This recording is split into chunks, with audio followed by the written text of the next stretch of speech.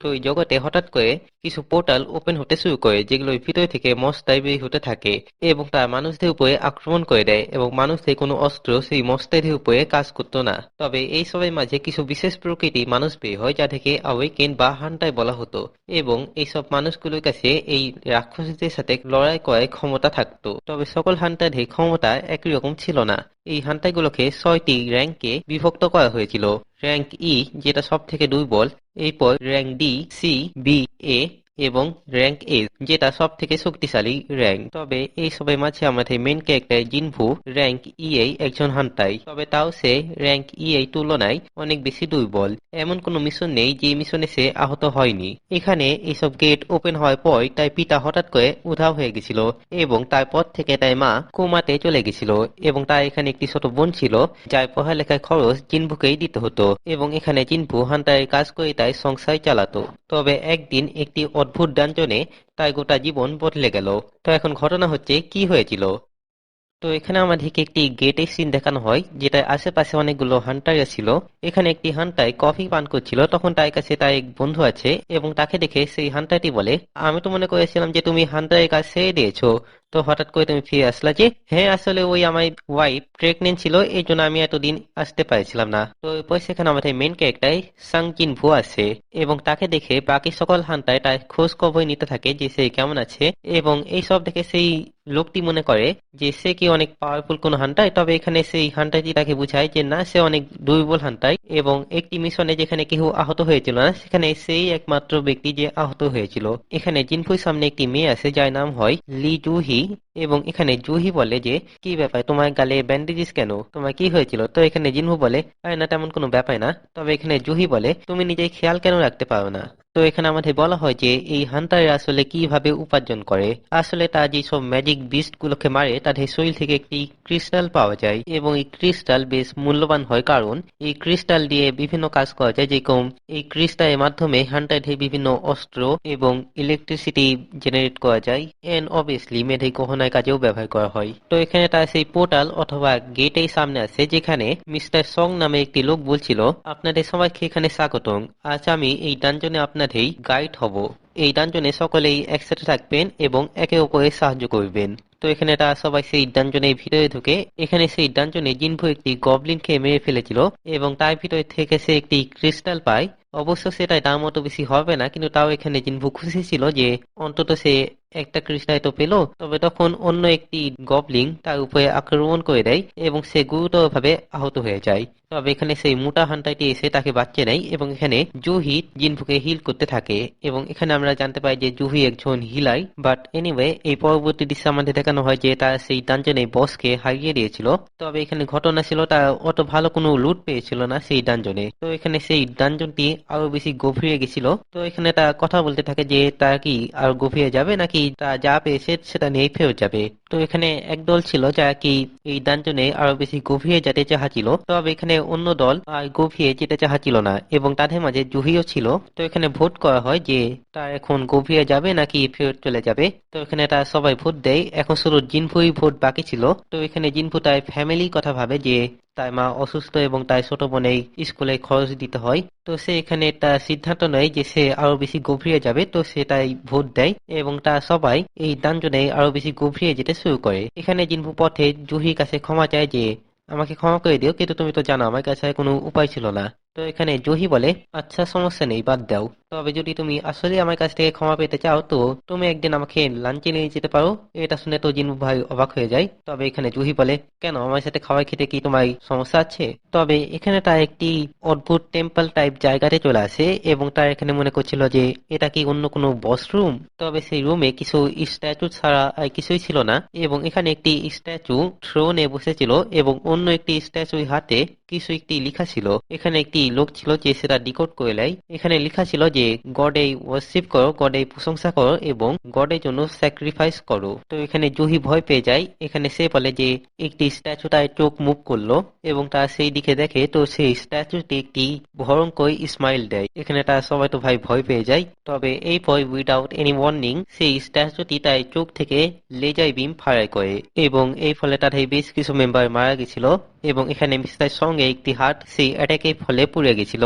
মানে সেটা দেহ থেকে আলাদাই হয়ে গেছিল। তো এখানে জিনভু সেই ইনস্ট্রাকশন মনে করে যেখানে লেখা ছিল গডে ওয়ার্শিপ করো। তো এখানে সেই ওই বিগ স্ট্যাচু দিকে দেখে যে লেজার বিম ফায়ার করেছিল এবং সে ভাবে এটাই হয়তো গড, এবং সে তাই সামনে গিয়ে তাই মাথা নত করে নেয় এবং সে বাকি দেখেও মাথা নত করতে বলে, যার ফলে সেই স্ট্যাচুটি শান্ত হয়ে যায়। মানে তারা সেখানে একরকম সেই স্ট্যাচুটি ওয়ার্শিপ করে দিয়েছিল, যার ফলে সেই স্ট্যাচুটি শান্ত হয়ে গেছিল। তবে এখন সে তার থ্রোন থেকে উঠে তাদের দিকে হাঁটতে শুরু করে, মানে এখানে সেই স্ট্যাচুটি তাদের দিকে এগোচ্ছিল। এবং এখানে জিনভু বলে যে তা যদি সেই ট্যাবলেটে এই লেখাগুলো অনুসরণ করে তো তার ওই স্ট্যাচুর হাত থেকে বাঁচতে পারবে। তো এখানে তা ওয়ার্শিপ করে দিয়েছিল, এখন তাদেরকে গডের প্রশংসা করতে হবে। এখানে একটি বান্দা সেই স্ট্যাচুটির সামনে এসে তার প্রশংসা করার চেষ্টা করে, তবে সেই স্ট্যাচুটি তাকে তার পায়ের তলাতে পিষে ফেলে। ফুল অ্যাটাক ও টাইটান 5। তো এখানে তারা সবাই পালাতে থাকে। তবে এখানে জিনভু দেখে যে কিছু কিছু মূর্তি হাতে অস্ত্র আছে এবং কিছু মূর্তি আছে যেগুলোর হাতে মিউজিক্যাল ইনস্ট্রুমেন্ট আছে। তো এখানে তারা সবাই সেই মূর্তিগুলোর সামনে দাঁড়িয়ে যায় যে মূর্তিগুলোর কাছে মিউজিক্যাল ইনস্ট্রুমেন্ট আছে, এবং তাদের সেখানে দাঁড়াতেই সেই ইনস্ট্রুমেন্ট গুলো বাজতে শুরু করে এবং এখানে সেই বড় মূর্তিও শান্ত হয়ে যায় এবং সে আবার তাই থ্রোনে বসে যায়। তবে এই সবের ফলে জিনভু একটি পা কেটে গেছিল। এরপর সেই ঘরেই লাইট নিভে যায় এবং চারদিকে নীল বর্ণে আগুন জ্বলতে থাকে, এবং এইবার তারা বুঝে যায় যে তাদের কোনো একজনকে স্যাক্রিফাইস করতে হবে। তো এখানে জিনভু অনেক বেশি আহত হয়ে গেছিল, তো সেখানে ডিসাইড করে যে সেই নিজেকে স্যাক্রিফাইস করবে। তো এখানে সবাই একে একে চলে যায়। জহি যেতে চাচ্ছিল না, তবে এখানে মিস্টার সং তাকে অজ্ঞান করে নিয়ে চলে যায়। তো এখানে জিনভু একা হয়ে গেছিল এবং যে সব মূর্তির হাতে অস্ত্র ছিল তা জিনভুর দিকে এগোতে থাকে, এবং এখানে জিনভু একটি তরোয়ার তার হাতে নেয়। A few moments later. ভাই তুই জানতি এই মূর্তিগুলো তোর থেকে বড় এবং তাদের কাছে অস্ত্র আছে, তো বেকার এই তলোয়ারটি হাতে নেওয়া কি দরকার ছিল ভাই? দেখ এখন আরো আহত হয়ে গেলি। বাট এনিওয়ে, জোকস অ্যাসাইড, এখানে জিনবুর সামনে একটি নোটিফিকেশন টাইপ পপ আপ হয় যেখানে তাকে একটি প্লেয়ার হওয়ার জন্য বলা হয়েছিল, এবং এখানে বলা হয় যে যদি জিনফু এই অফারটিকে অ্যাকসেপ্ট না করে তো তার মৃত্যু হয়ে যাবে, তবে যদি সে অ্যাকসেপ্ট করে নেয় তো সে বেঁচে থাকবে। তো এখানে জিনবু কিছু না ভেবে এই অফারটি অ্যাকসেপ্ট করে নেয়। এরপর যখন হোয়াইট টাইগার গিল সেই স্থানে পৌঁছায় তখন সেখানে তারা কোনো টেম্পল দেখে না, তবে সেখানে জিনভু আহত অবস্থায় পড়েছিল। তবে এখানে অদ্ভুত বিষয় ছিল জিনভু যে হাত এবং পা কেটে গেছিল সেগুলো আবার রিজেনারেট হয়ে গেছে। তো এখানে আমাদেরকে হসপিটালের সিন দেখানো হয় যেখানে জিনভু ছিল। এখানে জিনভুর সাথে দুজন এজেন্ট দেখা করতে এসেছিল, এবং এখানে সেই দুইজন এজেন্ট বলে জিনভুকে সেই ডানজনে একা পাওয়া গেছিল এবং তাদের সন্দেহ জিনভু রিঅ্যাওয়েকেন হয়েছে। এখানে একটি কথা বলি, এই জগতে হান্টাররা আছে, তবে ওয়ান পাঞ্চ ম্যানের মতো তারা তাদের র্যাঙ্ক বাড়াতে পারে না, মানে তারা মেহনত করে ই র্যাঙ্ক থেকে ডি র্যাঙ্কে যেতে পারে না। একটা হান্টার ই র্যাঙ্কে আছে তো সে আজীবন ই র্যাঙ্কেই থাকবে। তবে কিছু ঘটনা ঘটে যেখানে কোনো হান্টাই রিঅ্যাওয়েকেন হয়, এবং রিঅ্যাওয়েকেন হওয়ার ফলে ই র্যাঙ্কে হান্টাই এ অথবা এস র্যাঙ্কে যেতে পারে। তো এই কথাটি ভেবে জিনভু অনেক এক্সাইটেড হয়ে যায়। তবে যখন তার পাওয়ার মাপা হয় তখন তারা দেখে তাই পাওয়ার আগের মতনই আছে, অর্থাৎ সে রিঅ্যাওয়েকেন হয়নি। তো এখানে জিনভু অনেক ডিসঅ্যাপয়েন্টেড হয়ে যায়। তবে এখানে সেই এজেন্টগুলি সেখান থেকে চলে যায়, এবং এখানে জিনভু ভাবে যে সেই এজেন্টগুলি তার সামনে থাকায় এই ডিসপ্লে ব্যাপারে কিছু জিজ্ঞাসা করেনি কেন। তবে তখন তার ছোট বোন জিনহা সেখানে চলে আসে, এবং এখানে জিনহা বলে তুমি নিজেই খেয়াল কেন রাখতে পারো না, এতবার আহত হয়ে যাও, এরপর যদি তোমার কিছু হয় তো আমি স্কুল বাদ দিয়ে কোনো একটি জায়গাতে পার্ট টাইম জব করবো। তো এখানে জিনভু তাকে শান্ত করায়, সে বলে আচ্ছা এবার শান্ত হও, আমার এমনিতেও তেমন কিছু হয়নি। এখানে জিনহাও এটা বুঝতে পারে যে তার ভাই ঠিকই আছে, এই জন্য সে সেখান থেকে চলে যায়, এবং তাই যেতেই জিনবুর সামনে অনেকগুলো মেসেজ পপ আপ হয় যেখানে তাকে একটি প্লেয়ার হওয়ার জন্য অভিনন্দন জানানো হয়েছিল, এবং তাকে কিছু ডেইলি কুইজ দেওয়া হয় যেগুলো করার ফলে সে আরো বেশি শক্তিশালী হবে, এবং সেগুলো ছিল 100 push up, 100 sit up, 100 squat and 10 kilometre run. Saitama বানিয়েছে নাকি এটা? তবে এখন যদি জিনভু এইসব না করে তো তাকে পেনাল্টি দিতে হবে। তবে এখানে জিনভু এইসব অত বেশি সিরিয়াসলি নেয় না, তবে এরপর সেই স্কুইড গুলো কমপ্লিট না করার কারণে তাকে পেনাল্টি দিতেই হয়, যেখানে তাকে একটি মরুভূমির মতো জায়গাতে টেলিপোর্ট করে দেওয়া হয়, এবং তার পিছনে কিছু স্করপিয়ন টাইপ মস্তায় পড়ে যায়, যেগুলো খেতে খেতে সে ভাই ভয় পেয়ে যায়। তবে এরপর যখন তার পেনাল্টি শেষ হয় তখন সে আবার হসপিটালে টেলিপোর্ট হয়ে যায়। এরপর এখানে তার শিক্ষা হয়ে যায় এবং সে ডেইলি এক্সারসাইজ করতে থাকে। এই ফলে তাই লেভেল বাড়ে এবং তাকে কিছু রিওয়ার্ডও দেওয়া হয়। এতদিন তাকে র্যান্ডম ব্যান্ডেজেস দেওয়া হয়েছিল, তবে এবার তাকে একটি চাবি দেওয়া হয় একটি ডানজনে, এবং সেই ডানজনটি একটি আন্ডারগ্রাউন্ড ট্রেন স্টেশনে ছিল। সে সেখানে যায় এবং সেখানে সে ওই চাবিটি ব্যবহার করে, যার ফলে সেই পরিবেশটি বদলে যায় এবং তার উপরে কিছু উল্ফ টাইপ মনস্টার আক্রমণ করে দেয়। তবে সে এখন খুব ইজিলি তাদের ডিফিট করে দিতে পারে। এরপর সে সামহাও সেই ডানজনের বসকেও ডিফিট করে দেয়। অন্যদিকে একটি ডানজন ওপেন হয়েছিল যেটা থামানোর জন্য জুহিকে আসতে বলা হয়েছিল, এবং সেখানে হান্টাররা ফাইট করছিল এবং জুহি তাদেরকে হিল করার চেষ্টা করছিল। তবে এখানে জুহি ট্রমাটাইজ হয়েছিল সেই ঘটনার পর, এই জন্য সে মনোযোগ দিয়ে তাই কাজ করতে পারছিল না। তবে এখানে দূর থেকে একজন আক্রমণ করে, যার ফলে সেই মনস্টারটির সিল ভেঙে যায় এবং বাকি হান্টাররা সেই মনস্টারকে ডিফিট করে দেয়। এরপর আমরা দেখি জিনভু সেই রাস্তা দিয়েই চলে যাচ্ছে।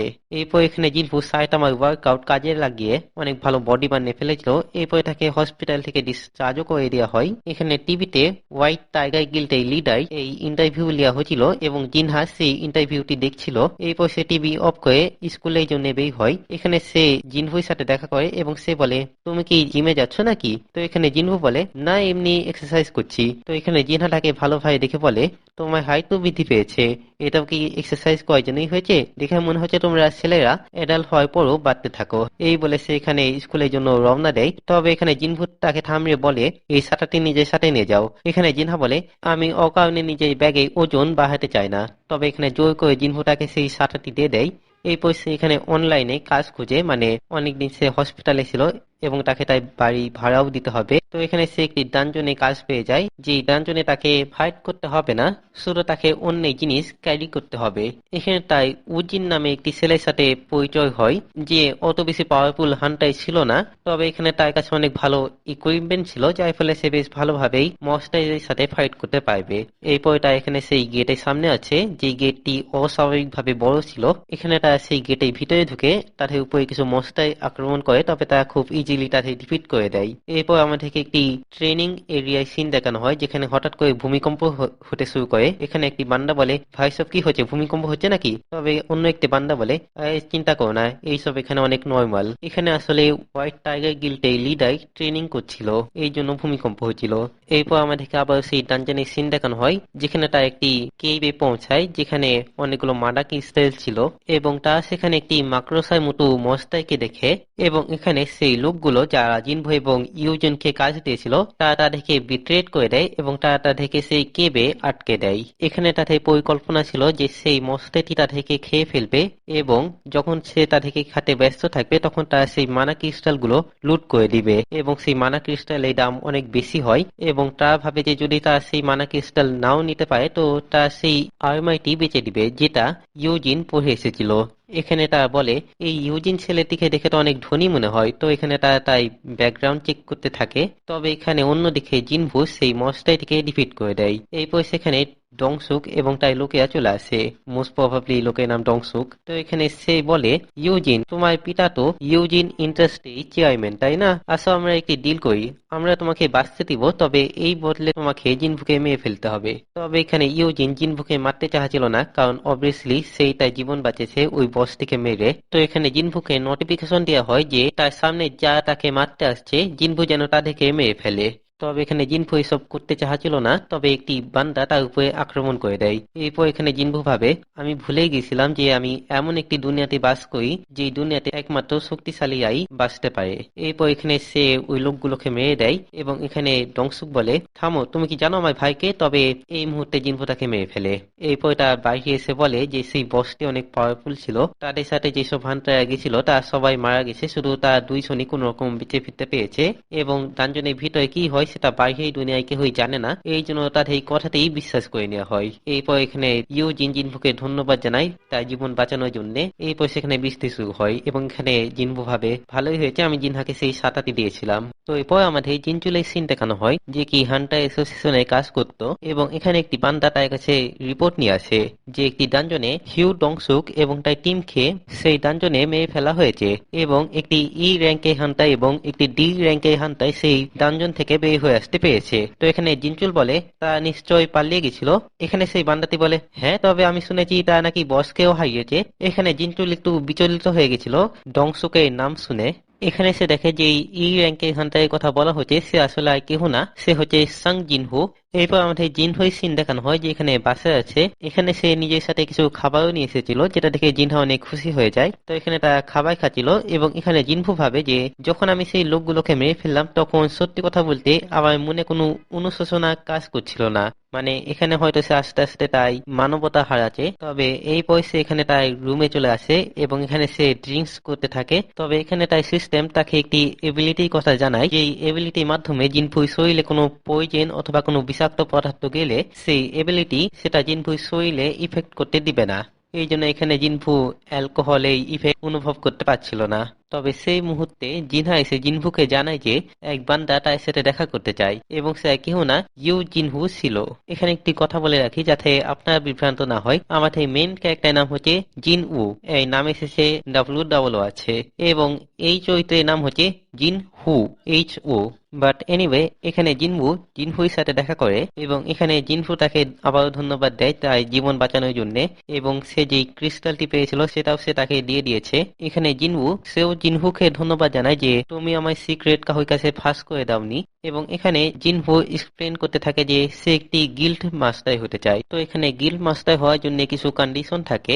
এর মধ্যে একটি হচ্ছে তাকে 20টি ডানজন রেডে পার্টিসিপেট করতে হবে। তো এখানে সে 20টির মধ্যে একটি ডানজন রেডে পার্টিসিপেট করেছিল এবং তাকে আরো 19টি রেডে পার্টিসিপেট করতে হবে। তো এখানে সে জিনহুকে বলে যে তার পিতা একটি গিল্ড বানাতে চায়, কারণ এখন বর্তমান জগতে হান্টিং এর মাধ্যমেই মানুষ বেশি টাকা উপার্জন করতে পারছে। তো এখানে তার পিতা নিজস্ব একটি গিল্ড বানাতে চায় যেখানে সে নিজস্ব হান্টার ঢেকে রাখবে, এবং তার নিজস্ব একটি গিল্ড বানানোর পর তিনি একটি এস র্যাঙ্কের হান্টারকে সেই গিল্ডে নিযুক্ত করবে এবং তার ভাইকে ভাইস প্রেসিডেন্ট বানিয়ে দিবে। তো এখন তাদের এই দেশে মাত্র 7জনই এস র্যাঙ্কের হান্টার ছিল এবং তাদের মধ্যে একজনকে রিক্রুট করা অনেক কষ্টে ছিল। এখানে জিনহু বলে যে এই দেশে একটি এস র্যাঙ্কের হান্টার ছিল যে এর আগে কখনো কোনো গিল্ডে জয়েন হয়েছিল না, তবে বর্তমানে এখন সে রিটায়ার। এখানে সে জিনহুর কাছে সাহায্য চাই, আমাকে সাহায্য করো, তুমি আমার সাথে আরো 19টি ডানজন রেডে চলো যাতে আমি নিজস্ব একটি গিল্ড বানাতে পারি। এবং এখানে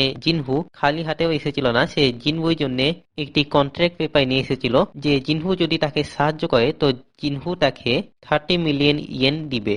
এখানে জিনহু ভাবে যে বর্তমানে সে লেভেল আপের মাধ্যমে বেশ শক্তিশালী হচ্ছে এবং একটা পর্যায়ে সে হয়তো এস র্যাঙ্কে হান্টাই হয়ে যাবে। তো এই 30 মিলিয়ন ইয়েন অত কোনো ব্যাপার হবে না তখন। এই জন্য সেই অফারটিকে রিজেক্ট করে দেয় এবং এখানে জিনহু তাকে কাইন্ড অফ ব্ল্যাকমেইল করার চেষ্টা করে। সে এখানে বলে যে আমি সারা জীবন তোমার সিক্রেট আগলে রাখবো। মানে সে এখানে বেসিক্যালি এটা বলতে চায় যে যদি জিনফু তাকে সাহায্য না করে তো সে তার সিক্রেট সবাইকে বলে দিবে। তবে এখানে জিনফু তাকে ইগনোর করে চলে যায়। এরপর অন্যদিকে আমাদেরকে হং ডংসুকে ছোট ভাই ডংসুককে দেখানো হয়, যার কাছে এই খবরটি চলে এসেছিল যে তার বড় ভাই ডংসুক মারা গেছে। এবং এখানে সে ওই হান্টারের প্রোফাইল দেখে যা তার সাথে রেডে গেছিল এবং এখানে সে তাদের পিছু পড়ে যায়। মানে এখন সে তাদেরকে জ্যান্ত চাইবে না। এখানে জিনফুয়ের ব্যাপারেই কথা বলা হচ্ছিল বাই দ্য ওয়ে। তো এরপর আমাদেরকে জিনফুই সিন দেখানো হয় যে এখানে তার ডেইলি টাস্ক গুলোকে কমপ্লিট করে নিয়েছিল এবং সে এখানে দেখে যে যত বলা হয়েছিল সে তার থেকে দ্বিগুণ তাই টাস্ক গুলোকে কমপ্লিট করেছে। তো এখানে সে সবকিছু আরো দ্বিগুণ করে করতে শুরু করে, যার ফলে এখানে তাকে রিওয়ার্ড দেওয়া হয়। এখানে তার সামনে দুইটি অপশন থাকে, একটি হচ্ছে ক্রাশ র্যান্ডম লুট বক্স এবং আরেকটি হচ্ছে ব্লেস র্যান্ডম লুট বক্স। তো এখানে সে ব্লেস র্যান্ডম লুট বক্স চুজ করে এবং সেটার ভিতরে থেকে সে একটি চাবি পায় একটি ডানজনে। এবং এখানে বলা হয়েছিল সেই ডানজনটি ক্লিয়ার করলে সে একটি এলেক্সার অফ লাইট পাবে, যেই ওষুধের মাধ্যমে যেই কোনো রোগ সারানো যায়। তো এইটা পেয়ে জিনফু অনেক খুশি হয়ে যায়। সে এখানে ভাবে সেটার মাধ্যমে তাই মাকে সুস্থ করতে পারবে যে এই মুহূর্তে কোমায় আছে। তো এখানে জিনফু সময় নষ্ট করে রাতের বেলাতে সেই ডানজনটি ওপেন করে। তবে ভাই এখানে সেই ডানজনের ভিতরে গিয়ে জিনফু একেবারে 12টা বেজে যায়। সেই ডানজনের ভিতরে অনেক বেশি পাওয়ারফুল মস্তাই ছিল এবং জিনফু অত বেশি শক্তিশালীও হয়েছিল না যে সে তাদের সাথে ফাইট করতে পারবে। এখানে তার অবস্থা খারাপ হয়েছিল।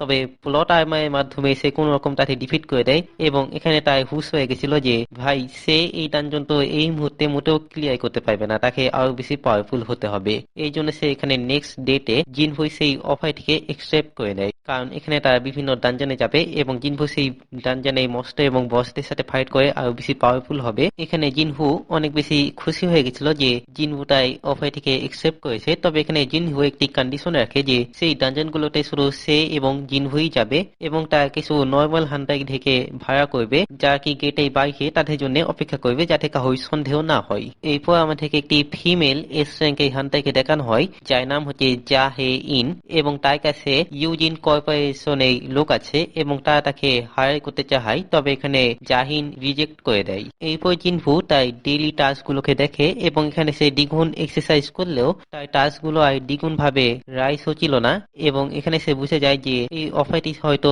একবারের জন্যই ছিল।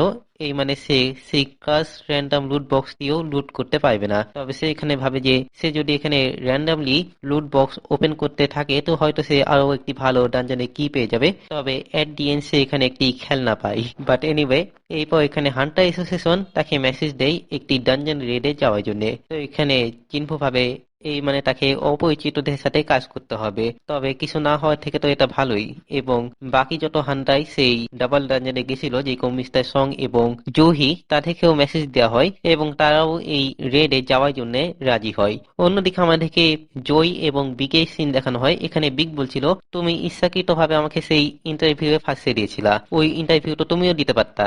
তো এখানে তাদের মাঝে এই ইন্টারভিউ নিয়ে কথা হয়েছিল এবং এখানে জয় তাকে জানায় যে ইউজিন কোম্পানি এখন তাদের নিজস্ব একটি গিল্ড বানাতে চায়, এই জন্য তারা এস র্যাঙ্কে হান্টারদেরকে অ্যাপ্রোচ করছে তাদের গিল্ডে জয়েন হওয়ার জন্য। তবে এখানে বিগো এই ব্যাপারটি জানতো, তো এখানে সে বুঝে যায় যে এটা মেন টপিক না কথা বলার জন্য। তো এখানে সে জিজ্ঞাসা করে যে তুমি আমাকে এখানে আসলে কেন রেখেছিলা। তো এখানে জয় বলে, আচ্ছা তোমার কি জেজু আইল্যান্ডের কথা মনে আছে? অতীতে তারা জেজু আইল্যান্ডে রেডে গেছিল, তবে সেই রেডটি আনসাকসেসফুল হয়েছিল। তো এরপর এখানে বিগ সেখান থেকে চলে যায়। এরপর সেখানে জাহিন আছে এবং এখানে সে জয়কে বলে যে জেজু কর্পোরেশন তাকে হায়ার করতে এসেছিল। এখানে জয় বলে, তুমি যেহেতু এই মুহূর্তে আমার সামনে দাঁড়িয়ে আছো, তো এই মানে তুমি সেই অফারটি রিজেক্ট করেছো। এখানে জয় হ্যাঁ বলে এবং সে এটাও জিজ্ঞাসা করে যে সে এবং বিগ কি বিষয়ে কথা বলছিল। অন্যদিকে আমাদের জিনফুই সিন দেখানো হয়। এখানে সে পরের দিনে সেই রেডে যাওয়ার জন্য বের হয়। এখানে তার পথে মিস্টার সঙ্গের সাথে দেখা হয়, এরপর তার বাকি ক্রু মেম্বারদের সাথেও দেখা হয়। এখানে তারা সবাই অবাক হয়ে যায় জিনভুই এই ট্রান্সফরমেশন দেখে। এখানে একটি বান্দা যে হান্টার অ্যাসোসিয়েশনে কাজ করতো, সে এখানে কিছু অপরাধীদের নিয়ে আসে এবং এখানে সেই অপরাধীগুলো তাদের সাথে রেডে যাবে, তবে এখানে সেই বান্দাটি তাদেরকে সামলাবে, এই জন্য টেনশন করার কোনো ব্যাপার নেই। এক্ষেত্রে মিস্টার সং সবাইদের কাছে ক্ষমা চায় যে তার জন্যই এই সকল ঘটনা ঘটেছিল। সেই বলেছিল যে তাদেরকে সেই ডানজনে আরো গভীরে যাওয়া উচিত, যদি সে এমনটা না বলতো তো এমনটা কিছুই হতো না। বাট এনিওয়ে, এইসব কথা শেষে তারা ডানজনের ভিতরে ঢুকে এবং এখানে সেই অপরাধীগুলোর কাহিনী ছিল তারা এই বৃদ্ধ লোকেই মেয়ের সাথে অনেক খারাপ কাজ করেছিল, যার ফলে ইউনো টাইমে এই দুনিয়াতেই নেই। এবং এখানে সেই ওই লোকটিকে সেই অপরাধীগুলোকে ফিনিশ করার কাজ দিয়েছিল এবং এখানে সেই লোকটি নিজেও একটু সাইকোটাইপ ছিল এবং সে ওই ডানজনে যখন তারা সবাই আলাদা হয়ে যায় তখন সে ওই অপরাধীগুলোকে মেরে ফেলে। এবং এখানে সেই অপরাধীগুলোতেও কোনো অনুশোচনা ছিল না যে তারা কি সব ক্রাইম করেছে। যখন সে ওই অপরাধীদের মারছিল তখন দুইজন হান্তাই তাকে এই কাজটি করতে দেখে ফেলে, যার ফলে সে তাদেরকেও মেরে ফেলে। এবং তখন সেখানে জিনফু, মিস্টার সং এবং জু হিও চলে আসে। এখানে তারা সেই লোকটিকে দেখে যে একেবারে সাইকো হয়েছিল। এখানে মিস্টার সং তার সাথে ফাইট করার চেষ্টা করে, তবে ওনার মাত্র একটি হাতই আছে, কারণ উনি যখন ওই ডবল ডানজনে গেছিলেন তখন ওনার এই হাতটি কেটে গেছিল ওই মূর্তিটি লেজার বিম ফায়ার করার কারণে। তবে এখানে জিনফু ওই লোকটির সাথে ফাইট শুরু করে এবং ইভেন্চুয়ালি সে তাকে ডিফিট করে দেয়, অর্থাৎ ফিনিশ করে দেয়। এরপর সেখানে জিনচুল চলে আসে এবং সে পরিস্থিতি বুঝে এবং সে জিনফুকে একটু আড়ালে নিয়ে যায় এবং এখানে সে তাকে ওই ডানজেন রেডের কথা বলে যেখানে হং ডং সুক এবং তার টিমকে মেরে ফেলা হয়েছিল, এবং সে তাকে ওয়ার্নিং দেয় যে হং ডং সুকের এই ছোট ভাই ডং সুক তাই এবং জিনভুয়ে পিছু পড়তে পারে, মানে তারা তোমাদেরকে মারতে আসতে পারে। এরপর আমাদেরকে জুহি এবং জিনভুই সিন দেখানো হয়। এখানে জুহি বলছিল যে সে কখনো হান্টার হওয়ার উপযোগ্য ছিল না, সে সব সময় ই এবং ডি র্যাঙ্কে এই ডানজনেই যেত, যেখানে তাই এ অথবা এস র্যাঙ্কে এই ডানজনে যাওয়া উচিত। তো এখানে সে তাই হান্টারের জবটি কুইট করে নেয়। পরের দিন এখানে জিনভু এবং জিনফু তাদের কাজে লেগে যায়। এখানে জিনহু কিছু হান্টার নিয়ে এসেছিল এন্ড ব্রো, এই হান্টারের অবস্থা তো অনেক বেশি খারাপ ছিল দেখছি। এখানে জিনহু বলে যে তাদেরকে ফাইট করতে হবে না অথবা কিছু করতে হবে না, তাদেরকে ডানজনের বাইরে শুধু অপেক্ষা করতে হবে এবং এই বিনিময়ে তারা 30 মিলিয়ন ইয়েন পাবে। যেটা শুনে তো ভাই তারা সবাই অবাক হয়ে যায়, মানে বড়লোক হলে যা হয়। বাট এনিওয়ে, এরপর জিনফু এবং ইউজিন সেই ডানজনের ভিতরে যায় এবং এখানে জিনফু মনস্টারদের সাথে ফাইট করছিল এবং জিনহু যে সকল মানা স্টোন ছিল সেগুলোকে কালেক্ট করছিল এরপর আমাদেরকে হোয়াইট টাইগার গিল্ডের চেয়ারম্যান হানকে দেখানো হয়, যে এখানে জিনফু এবং জিনহুর ব্যাপারে জানতে পারে, এবং এখানে সে জিনফুকে কাইন্ড অফ রিক্রুট করার চেষ্টা করে, but that's not very important for the story, so I am skipping that. তবে এখন এইসব হান্টিং এর ফলে জিনফুর লেভেল বেশ বেড়ে যায়, এবং সে এখানে ভাবে এখন হয়তো সে ওই ডিমন ক্যাসেলে যেতে পারবে। তবে এরপর যখন সে আবার ভাবে, তখন সে মনে করে যে না, তাকে আরো বেশি শক্তিশালী হতে হবে, এবং তাই লেভেল আপ করার কারণে তাকে এখন একটি স্কুইড দেওয়া হয়। তো এরপর সে ওটা কমপ্লিট করার জন্য একটি স্থানে আছে, এবং সেখানে একটি পোর্টাল ওপেন হয়, যেটা স্বাভাবিক পোর্টালের মতো মনে হচ্ছিল না। এখানে জিনফু ভাবে যে তার ডেইলি টাস্ক এখনো কমপ্লিট হয়নি, তবে সে এই মিশনটি করার পর সেগুলো কমপ্লিট করবে। এরপর সে ওই ডানজনের ভিতরে যায়, এন্ড ব্রো সিরিয়াসলি সেই ডানজনে অনেক পাওয়ারফুল মস্তাই জিনফুর উপরে অ্যাটাক করে দেয়। তবে এখানে জিনফু বেশ ভালোই লেভেল আপ করেছিল, যার ফলে সে মোটামুটি তাদের সাথে ফাইট করতে পারছিল।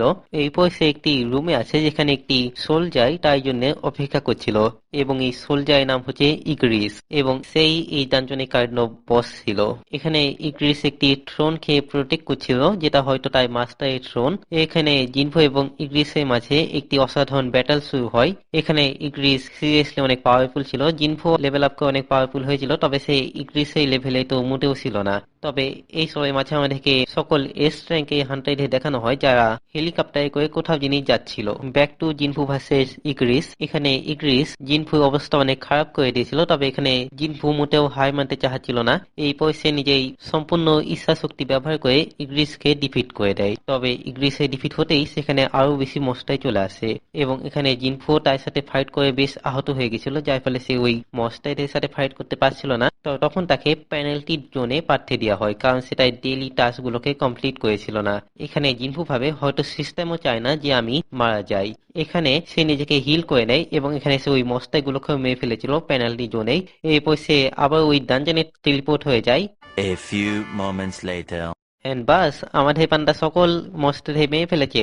তো এখানে তাই লেভেল অনেক বেশি হাই হয়ে গেছিল, এই জন্য তাকে একটি নিউ এবিলিটি দেওয়া হয়, নেক্রোম্যান্সি, যেটার মাধ্যমে সে ফলেন সোলজার গুলোকে রিভাইভ করতে পারবে, এবং নিজস্ব একটি আর্মি গঠন করতে পারবে। জিনভু ভাবে তাকে এই এবিলিটি নেওয়া উচিত। এরপর অনেকক্ষণ ভেবে সে এটা একসেপ্ট করে নেয়, এবং এখানে একটি ওয়ার্ডের প্রয়োজন ছিল, যেটা বলে সে ফলেন সোলজার গুলোকে শ্যাডো আর্মিতে যোগ দিয়াবে, এবং সে তাই ওয়ার্ড চুজ করে রাইস। এই পয়সে সেখানে রাইস ওয়ার্ডটি বলে, যার ফলে যতগুলো মস্তায় জিনভু মেরেছিল তা আবারও উঠে দাঁড়ায়, এবং তাদের শরীর একেবারে ব্ল্যাক হয়ে গেছিল, এবং তার জিনভু শ্যাডো আর্মি হয়ে যায়। এখানে সে ইগ্রিসের কাছে আসে, এবং সে রাইস বলে, তবে ইগ্রিস মোটেও তাই শ্যাডো আর্মিতে যোগ দিছিল না।